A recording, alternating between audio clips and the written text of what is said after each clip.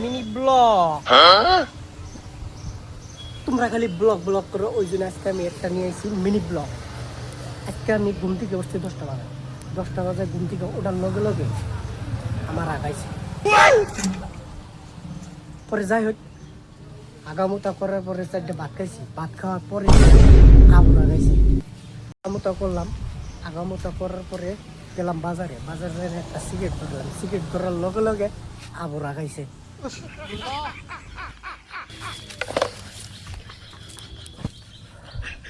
অল্প কাম করলাম, অল্প চা খাইলাম, আবুর আগাইল।